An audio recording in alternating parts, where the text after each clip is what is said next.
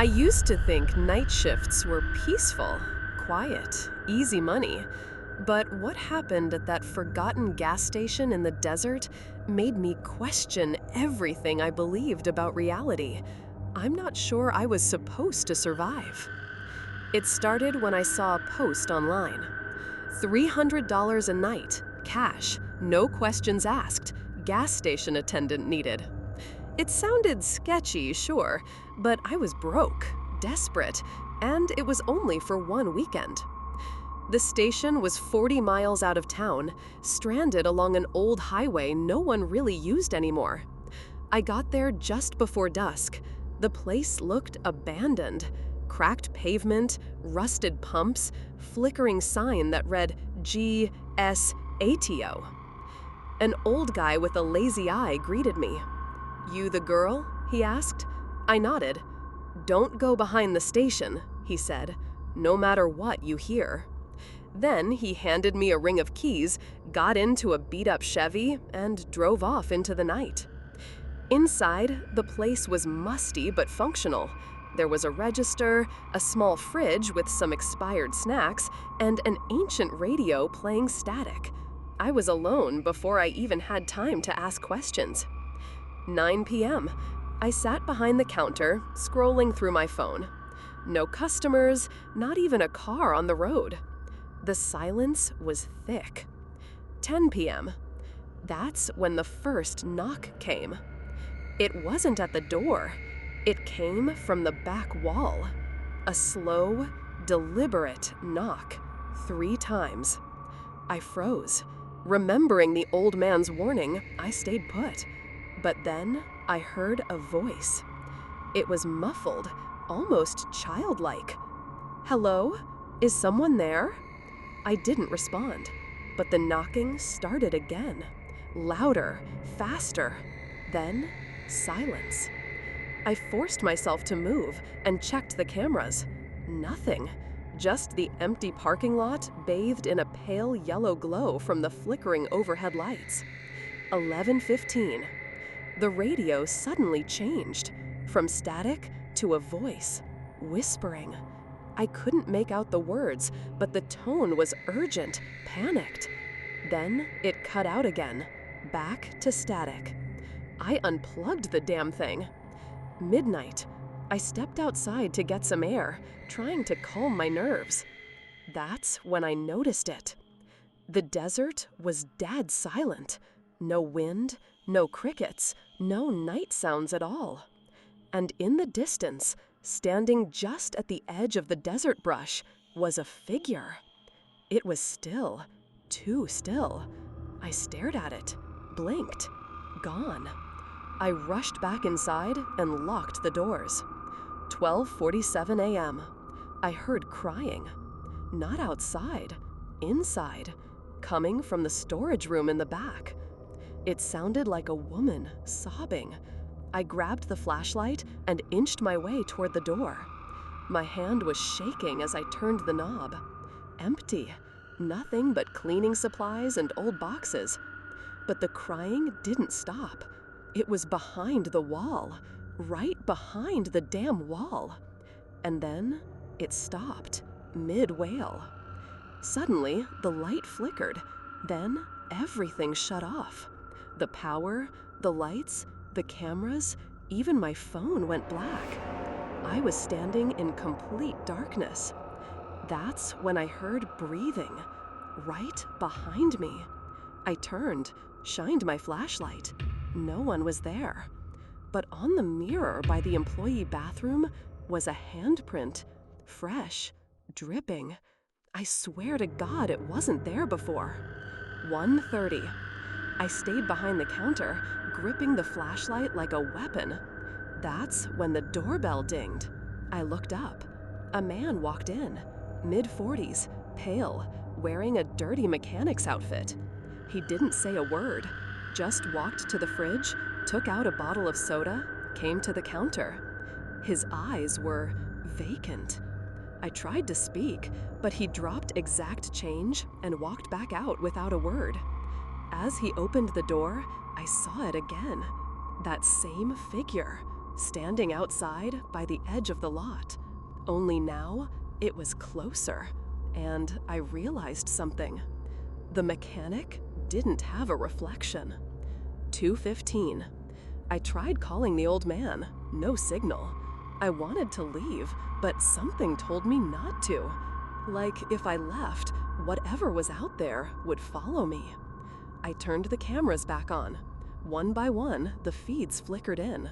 All empty, except one. Camera 4, the back lot. It showed the same mechanic, standing completely still, staring at the wall behind which I'd heard knocking. I watched for what felt like hours. He didn't move, didn't blink, didn't breathe. Then, slowly, he turned, looked directly into the camera, smiled, and vanished. 3:33. The knocking returned. This time, it wasn't slow.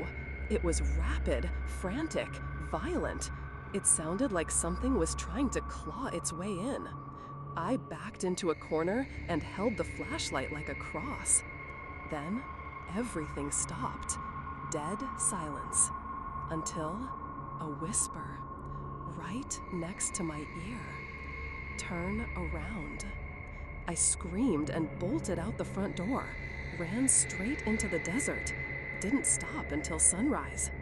I passed out behind a cactus and woke up with the old man standing over me. "You stayed," he said. "Most don't."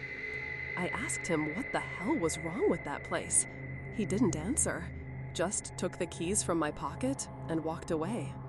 I never went back, didn't take the money, didn't care. Sometimes I dream about the station, and in the dream, the knocking never stops. Sleep well, dear. It was the fall of 2021, and I had just picked up a part-time job delivering groceries for a local store chain. I was 23, fresh out of college, and trying to make ends meet while searching for something more stable. Delivering groceries wasn't exactly glamorous, but it paid decently, and I liked the solitude. No coworkers, just me, my music, and the occasional chat with customers. That particular day had been uneventful until the last delivery on my route. It was around 8:45 p.m., dark enough that most houses on the outskirts of town were lit up, casting those familiar warm glows through their windows. I was headed toward a rural address, house number 42 on Autumn Pine Road. I remember the app clearly showing the drop-off instructions. Leave groceries at the front porch, do not ring the bell. Fine by me. I drove for a good 10 minutes past the last gas station where the streetlights ended. The GPS finally chimed in. "You've arrived at your destination." I pulled up to an old 2-story farmhouse sitting far back from the road, the kind that looks like it hadn't been updated in decades. Paint was peeling off the siding, and the porch light flickered weakly. I hesitated a bit. There were no cars in the driveway, no lights in the windows. Nothing about it said someone lives here. Still, I checked the address again. 42 Autumn Pine Road. Matched the mailbox perfectly. I grabbed the bags, 3 paper ones filled with basic groceries. Canned goods, eggs, a few fresh vegetables. Someone was definitely planning to cook. As I walked toward the porch, the wood creaked beneath my feet like it hadn't been stepped on in years. I placed the bags gently by the door, snapped a picture for proof, and turned to leave. That's when I heard the floorboards behind me creak. I froze. I hadn't knocked, hadn't rung the bell, but I felt that unmistakable feeling, like I wasn't alone. I slowly turned around. The door was open. Not all the way, just cracked, a few inches, but it had been fully shut just seconds before. I stared at it, waiting to hear someone's voice. A thank you, maybe, or just the sound of someone grabbing the bags. But nothing came. I stepped backwards down the stairs, heart beginning to race, when I heard something else. A whisper, faint, raspy, from inside the house. "You're late." I didn't stay. I ran straight to my car, jumped in, and locked the doors. My hands were shaking as I checked the app again. The address was correct, but the name listed under the order caught my eye. R. Daniels. That didn't mean much to me until the next morning. Curious, and still creeped out, I mentioned the experience to my coworker at the store, just in passing. I said the house seemed abandoned, but the groceries were definitely for someone Daniels. Her face went pale. "You said Daniels?" "Yeah," I replied. "Why?" She hesitated before pulling out her phone and showing me a news article from 3 years ago. Retired school teacher found dead in home after 6 months unnoticed. The photo was unmistakable. The same peeling white house, the same rickety porch, and the same name, Ruth Daniels. According to the article, no one had heard from her in months. Neighbors thought she'd moved out or gone to stay with family. But when someone finally checked, they found her sitting in a rocking chair, long gone. That house had been abandoned ever since. I felt cold all over. I knew what I saw. The groceries didn't vanish into thin air. Someone whispered to me.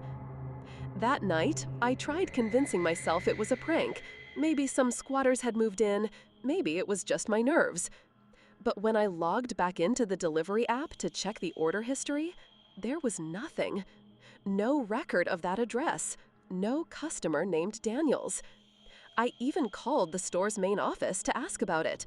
They said no such order had been placed through their system. And yet, I had the photo. I had delivered the groceries.